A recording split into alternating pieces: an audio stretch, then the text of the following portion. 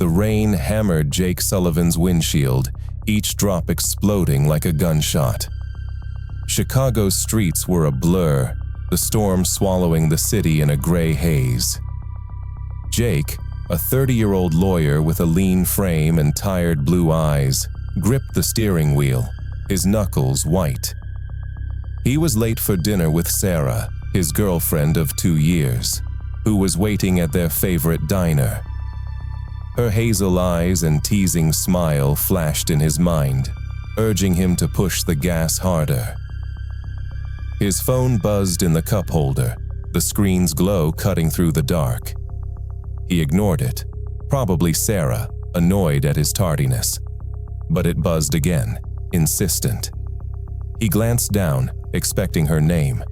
Instead, an unknown number stared back, the message preview chilling his blood. "Jake, help. It's me. I'm trapped." Jake swerved, tires screeching on the wet asphalt. His heart slammed against his ribs. Sarah? Trapped? She was supposed to be at the diner, safe, sipping coffee. He jerked the car to the shoulder of Lakeshore Drive, the rain roaring outside. His hands trembled as he opened the message. "Jake, it's Sarah. I'm in the car. It's sinking. Please, I don't have much time." The words didn't make sense. Sarah's car, a beat-up blue Honda Civic, wasn't built for storms like this. Had she left the diner? He typed a frantic reply. "Where are you?" "I'm coming." No response. He called her number, straight to voicemail. Her voice, cheerful and familiar, felt like a knife in his chest. He tried the unknown number. One ring, then silence. He dialed 911, his voice shaking as he explained. The operator's calm tone grated on him. "Sir, we'll dispatch units. Do you know where she might be?" "No," Jake snapped. "She was at the diner. I don't know why she'd be driving."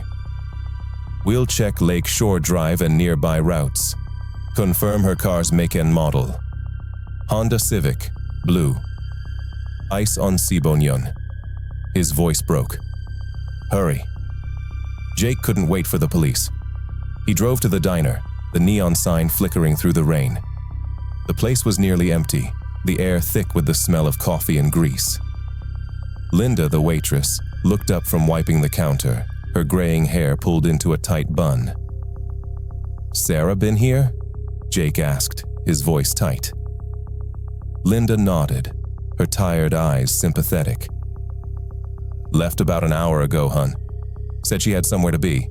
Looked nervous, kept checking her phone." "Nervous?" Jake's stomach twisted. "Did she say where she was going?" "Nope." Linda shrugged. "Just paid and left." Jake's mind raced. Sarah, nervous? That wasn't like her.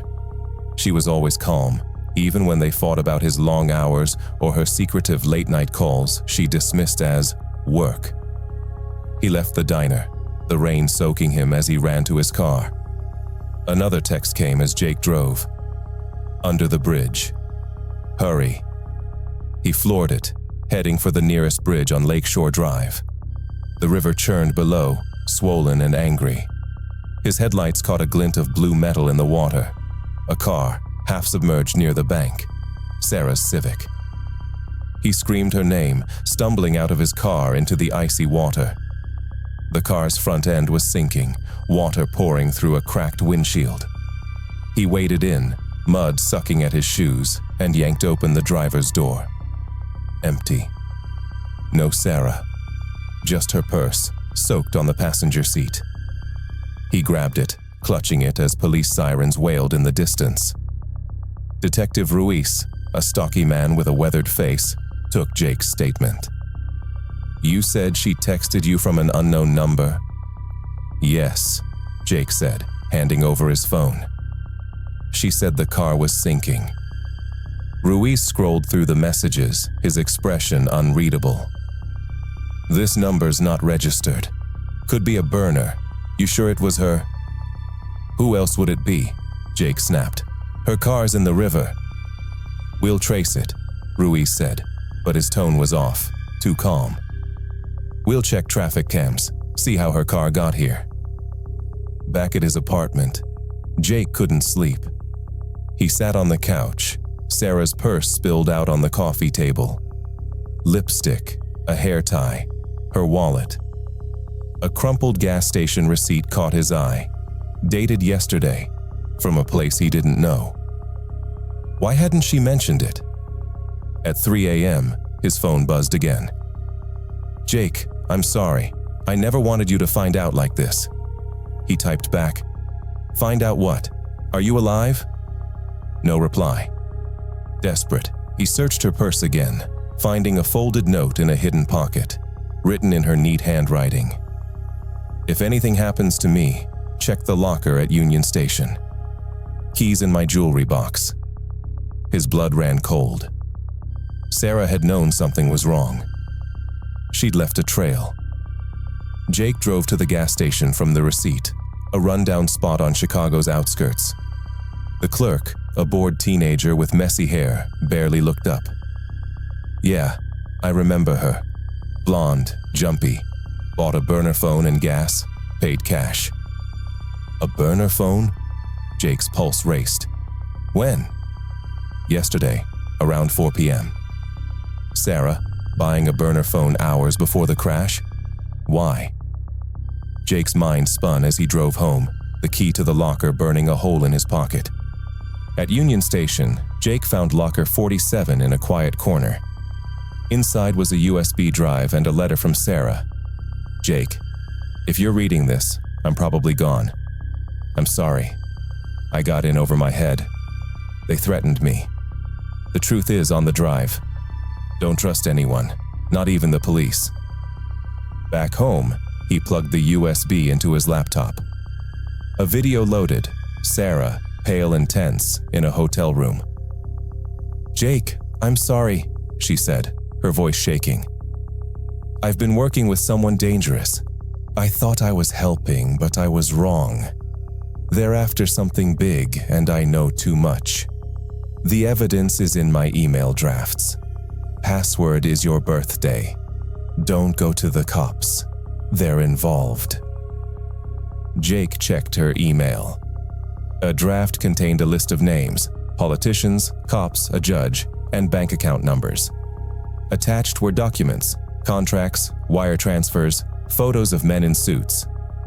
One face stood out, Detective Ruiz. Another text came. "Meet me at the old warehouse on 47th, midnight. Come alone." Jake knew it was a risk, but he had to go. The warehouse was a crumbling maze of rusted machinery and shadows. His flashlight beam shook as he called out, "Who's there?" A figure stepped into the light. Ghost, a wiry man with a scarred cheek and cold gray eyes. "You Jake?" he asked, his voice low. "Sarah worked for me. She was digging dirt, blackmail on big players. She got too close." "Is she alive?" Jake demanded. Ghost smirked, pulling a gun. "Hand over the drive." Jake bolted, a gunshot cracking behind him. He weaved through crates, his phone buzzing again. "Jake, it's me. I'm alive. Get out of there." Jake burst out of the warehouse into the rain. Headlights blinded him as a car screeched to a stop. The door flew open, and there was Sarah, alive, her blonde hair wet, her face pale but real. "Get in!" she shouted. He dove into the car, and she floored it. "Sarah, what the hell is going on?" he demanded. "I had to disappear," she said, tears streaming down her face. "They were going to kill me. I sent those texts to lead you to the truth." "You faked your death?" Jake's voice cracked. "You're working with criminals." "I had no choice," she said. "They had dirt on my family. The drive is our only leverage." The car sped through the storm, Chicago's skyline a blur. Sarah gripped the wheel, her knuckles white. "We're going somewhere safe," she said. "Then we expose them, all of them." Jake clutched the backpack with the USB. "Who's them?" "Ruiz, Ghost." "Everyone," she said. "Cops, politicians, a whole network. The drive has proof. They went underground, leaking the files to a journalist. The story broke. Headlines about a citywide conspiracy. Ruiz was arrested, but Ghost vanished. Jake and Sarah never stopped looking over their shoulders. Every phone buzz was a reminder. The truth had a price, and they were still paying it.